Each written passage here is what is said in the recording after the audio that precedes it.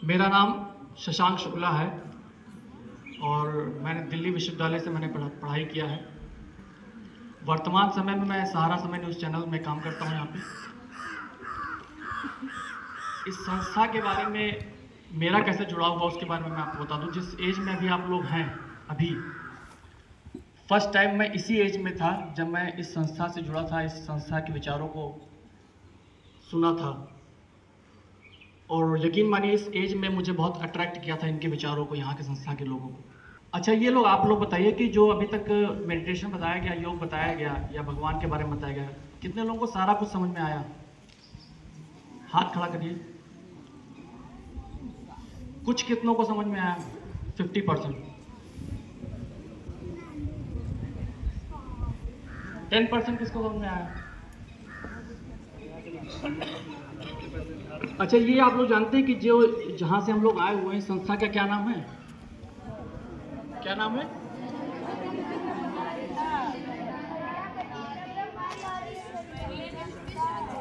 ईश्वरीय विश्वविद्यालय।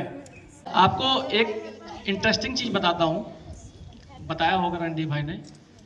विश्व का एकमात्र ऐसा विश्वविद्यालय है जहां पर जो टीचर और प्रोफेसर हैं वो खुद भगवान है। आपको पता है कि नहीं? ये नहीं बताया गया। किसी भी विश्वविद्यालय में भगवान खुद पढ़ाने आते हैं, लेकिन एक लौता ये विश्वविद्यालय है जहां पे भगवान खुद पढ़ाने आते हैं। हम लोगों को भगवान के बारे में कुछ कॉन्सेप्ट है, नॉलेज है ना? हम लोगों को जो बताया गया वही हम लोग जान रहे हैं। बताया गया कि भगवान जो है बहुत दूर है, ऊपर की तरफ दिखाते हैं बहुत दूर है, यही तो बताया गया। और दूसरा उसके बारे में बताया गया बहुत शक्तिशाली है, बहुत पावरफुल है। और ये बताया गया कि जो तुम्हें चाहिए वो मंदिर, मस्जिद, गुरुद्वारे में जाके मांग लो, यही बताया गया। और हम सब लोग इसी चाल में, भेड़ चाल में लग गए और मंदिर मस्जिद जाके मांगने लगे। किससे मांगने लगे? भगवान से। कोई नंबर मांग रहा है, तो कोई सुख शांति मांग रहा है, तो कोई कुछ मांग रहा है, कोई बढ़िया गाड़ी मांग रहा है, तो कोई कैरियर मांग रहा है। सब मांग ही रहे हैं ना। ये हमें बता दिया गया किससे कि भगवान से हम मांग सकते हैं, उसके पास बहुत कुछ है। अगर कॉन्सेप्ट क्लियर हो जाता तो शायद जितने सालों से इतने लोग मांग रहे हैं सबको मिल चुका होता।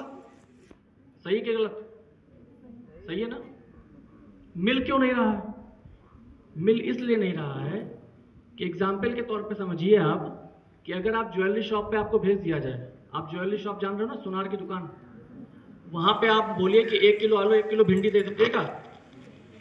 2-3 घंटे खड़े रहिए तब दे देगा।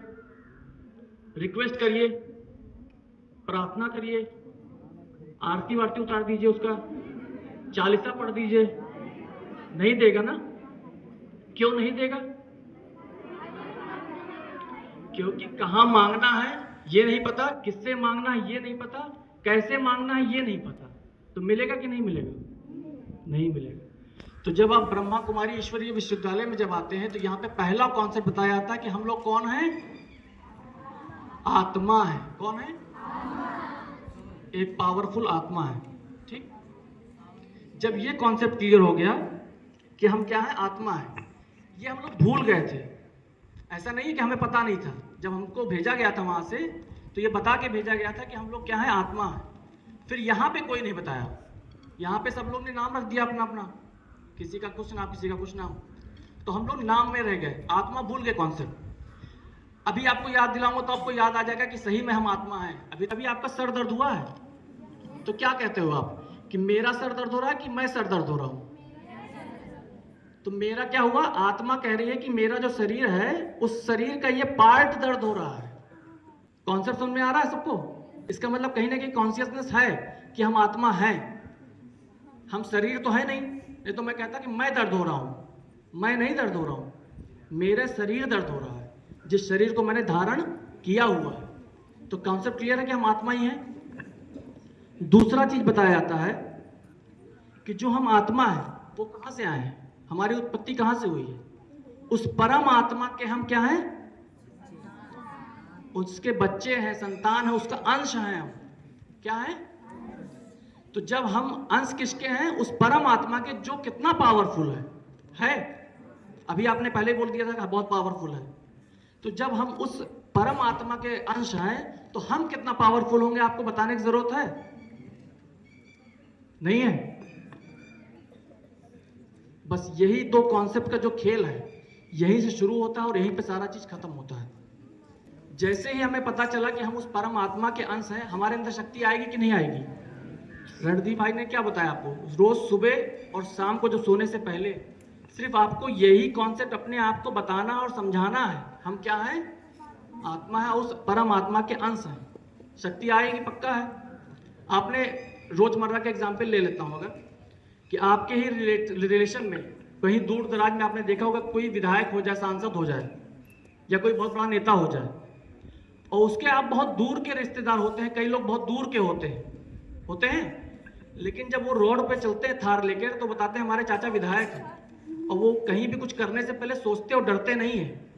क्यों नहीं डरते हैं? क्योंकि चाचा उनके क्या है, और हमारे जो परम पिता परमेश्वर बाप जो हमारा है वो भगवान है। हमें किसी के से डरने की जरूरत है? तो हम में कितनी ताकत होगी जब उनके विधायक चाचा थे, उनके अंदर ताकत आ गई थी। तो ये ताकत भरने के एक तरीका क्या है कि हमें अपने आप को जानना होगा। क्या जानना होगा? कि हमारे पास वाकई में बहुत पावर है कि जो आप लोग को बताएगा योग करना, 3 दिन का सेशन हुआ, आप लोग को सिखाया गया। योग का मतलब क्या है, बेसिकली कॉन्सेप्ट बताता हूं अगर आपको। तो योग का मतलब क्या हुआ? प्लस, जुड़ाव। योग का मतलब हुआ ध्यान। यही तो यहाँ पे जो बताया गया, ये नहीं बताया गया कि पलथी मार के आप बैठ जाइए, आंख बंद कर लीजिए और ध्यान करिए, ऐसा कुछ नहीं है। इतना कठिन कुछ कॉन्सेप्ट नहीं है। योग का मतलब सीधा साधा समझिए कि आप आत्मा का उस परम आत्मा से जुड़ाव हो जाए, कनेक्शन हो जाए, और जैसे ही कनेक्शन हो जाएगा आपकी जो बैटरी है, जो लो है, वो क्या हो जाएगी? चार्ज हो जाएगी, फुल हो जाओगे आप। फिर आपको क्या नंबर की जरूरत हो, कैरियर की जरूरत हो, घर में किसी भी चीज की कोई जरूरत हो, जब आपकी बैटरी फुल चार्ज है तो आप कुछ भी कर सकते हैं ना। तो बेसिकली योग क्या है कि आप 20 मिनट 25 मिनट सुबह जल उठिए, जब कोशिश करिए ब्रह्म मुहूर्त में उठिए। नहीं उठ पाते हैं, कोई दिक्कत नहीं, आराम से सहजता के साथ बैठिए, जहां पे भी बैठ सकते हैं। आंख बंद करिए और उस परम आत्मा को सिर्फ अपने से बात करना शुरू कर दीजिए। आपको मांगने की जरूरत नहीं है। अच्छा, आज के जीवन में आप लोग देखते होंगे कि कई बार आप लोग अपने फ्रेंड के लोगों के साथ, जो आपके बहुत बेस्ट फ्रेंड हैं, उनके साथ आप बहुत अच्छा बिहेवियर करते होंगे, उनका केयर करते होंगे, कुछ भी लाते होंगे टिफिन वगैरह में कुछ भी, तो सबसे सोचते होंगे सबसे पहले उसको खिला दिया जाए। लेकिन अगर मान लो आपका फ्रेंड जो सामने वाला है उसका नेचर ऐसा ना हुआ, उसने अगले दिन आपको उस तरह से ट्रीट नहीं किया, आपको क्या लगेगा? बुरा लगेगा। लगेगा कि नहीं लगेगा? क्योंकि आपने तो इतना अच्छा से उसको ट्रीट किया, लेकिन सामने वाले ने तो नहीं ट्रीट किया। अब अगले दिन आप क्या करोगे? अब हम भी उसके साथ ऐसा करेंगे। अगर वो गुस्सा किया तो हम भी उससे गुस्सा करेंगे, उसने इस तरह से काम किया तो हम भी उसी तरह से काम करेंगे, उसको सबक सिखाएंगे। यही तो करते हैं हम लोग। करते हैं कि नहीं? नहीं करते। क्यों नहीं करते? कहां पे नहीं करते हैं? कभी आपने रेलवे स्टेशन या बस स्टॉप पे भीख मांगते हुए कटोरे में लेके खड़े रहते हैं लोग, भीख मांगने के लिए, पैसा दिया उनको? कभी 2 रुपए 5 रुपए 10 रुपए दिया? कभी ऐसा हुआ कि उन कटोरे से कभी 10 रुपए निकाल लिया हो? क्यों नहीं निकाला? क्यों नहीं सोचा कि हर बार जब मैं निकलता हूं तो मैं ही क्यों दूं? 10 बार आपने दिया, एक बार निकाल लो। निकाला कभी? क्यों नहीं निकाला? क्योंकि ये कॉन्सेप्ट क्लियर है कि वो भिखारी है, उसके पास नहीं है, मेरे पास है, मैं उसको दे सकता हूं। अगले बार जब आपसे कोई अच्छे से बात ना करे, अच्छे से बर्ताव ना करे, तो समझ लेना वो कटोरा लेके वहीं पे खड़ा है।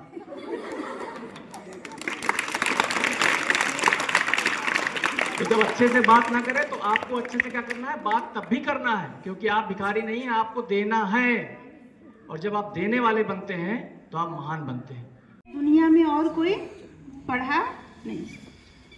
अभी हम आपसे पूछते हैं कि कितने जिले हैं, सब बताएंगे बच्चे, है ना। बौद्धिक विकास बहुत अच्छा होता है यहाँ पे, ठीक है। भारत की राजधानी कहाँ है ना, उत्तर प्रदेश की राजधानी कहाँ है, ये सब हम पूछेंगे तो सब बच्चे फटाफट, हमको ये उम्मीद है कि सब जवाब देंगे, है ना, सबको पता है। लेकिन ओम शांति का अर्थ क्या है? कोई भी नहीं है? कोई हो बताए, उल्टा सीधा जो भी पता हो बताए, बताएंगे तभी आगे आएगा कुछ, है ना। अच्छा, ओम माना आत्मा और शांति माना हमारा स्वधर्म शांति है।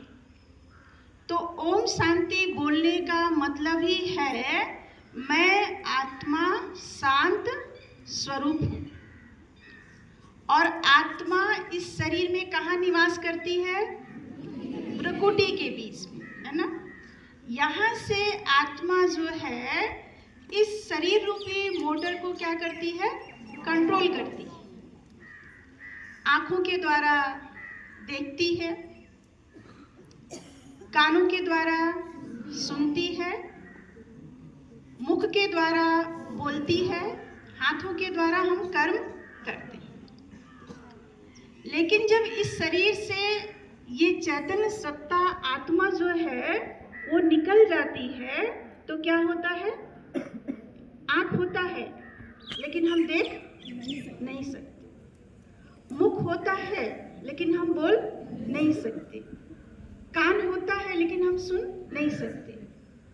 तो आत्मा क्या है? चैतन्य है और अजर अमर अविनाशी है। शरीर क्या है? जड़ है और विनाशी है। बात समझ में आ रही है ना? समझ में आ रही है तो बच्चे हाथ हिलाएंगे, अगर आ रही है तो, है ना। नहीं समझ में आ रही होगी तो बोलना, ठीक है।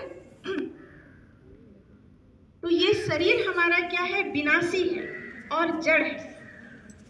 आत्मा जब इस शरीर में प्रवेश करती है तो ये शरीर कर्म करता है, चलता फिरता सब कुछ करता है। लेकिन आत्मा जब इस शरीर से निकल जाती है तो ये शरीर क्या हो जाता है? जड़ हो जाता है। तब हम इस शरीर को क्या कहते हैं? अर्थी। आत्मा जब इस शरीर में है तो हम खुद चल रहे हैं, लेकिन जब आत्मा इस शरीर से निकल जाती है तो इस शरीर को उठाने के लिए 4 लोगों की जरूरत पड़ती है। क्यों जरूरत पड़ी? क्योंकि जो आत्मा रथी थी ना, इस रथ से वो क्या हो गई? उतर गई। तो ये शरीर क्या हो गया? अर्थी हो गया। तो इस शरीर में महत्व किसका है? आत्मा का। यहाँ पाठ किसका पढ़ाया जा रहा है आपको? आत्मा, क्योंकि सब कुछ आत्मा ही करती है। तो हम आत्मा क्या है? शांत स्वरूप हैं। मैं आत्मा शांत स्वरूप हूँ। सभी क्रोध मुक्त होना चाहते हैं ना? किसी को क्रोध करना अच्छा लगता है, फिर भी करते हैं, है ना। तो क्रोध क्यों आता है? क्रोध आने का एक कारण है कि आत्मा जो है वो क्या हो गई है? कमजोर हो गई है। जैसे देखिए, हम लोग मोबाइल यूज करते हैं, है ना, लैपटॉप यूज करते हैं, तो उसको यूज करते करते फिर ये ध्यान देते हैं कि इसकी बैटरी क्या हो रही है? डिस्चार्ज हो रही है। तो फिर नेक्स्ट डे उसको यूज करने के लिए हम क्या करते हैं? उसकी बैटरी को चार्ज करते हैं। तो जब बैटरी चार्ज हो जाती है तो दूसरे दिन ये सिस्टम, ये साधन जो है अच्छा काम करते हैं। तो ऐसे हम आत्मा है, क्योंकि आत्मा तो अजर अमर अविनाशी है और आत्मा भी जन्म मरण के चक्कर में आती है। आत्मा क्या करती है? ड्रेस और एड्रेस चेंज करती है। तो ऐसे जन्म मरण के चक्कर में आते आते क्या हो गई? आत्मा भी क्या हो गई? डिस्चार्ज हो गई। आत्मा क्या हो गई? कमजोर हो गई। आप देखेंगे कि अधिक क्रोध किसको आता है? अधिक क्रोध किसको आता है? जो कमजोर व्यक्ति होता है। तो आज जो हमारी स्थिति है, हम शरीर से तो कमजोर है ही है, दूसरा आत्मा का भी क्या हो गया है? नैतिकता का पतन हो गया है। जगमग हो सतयुग का तेज, कलयुग का अंधेरा मिट जाएगा। जगमग हो सतयुग का तेज, कलयुग का अंधेरा मिट जाएगा। पुराना जगत अब तो नया हो जाएगा। धर्म का विनाश सत्य धर्म आएगा। पुराना जगत अब तो नया हो जाएगा। धर्म का विनाश सत्य धर्म आएगा। जगमग हो सतयुग का तेज, कलयुग का अंधेरा मिट जाएगा। जगमग हो जगमग हो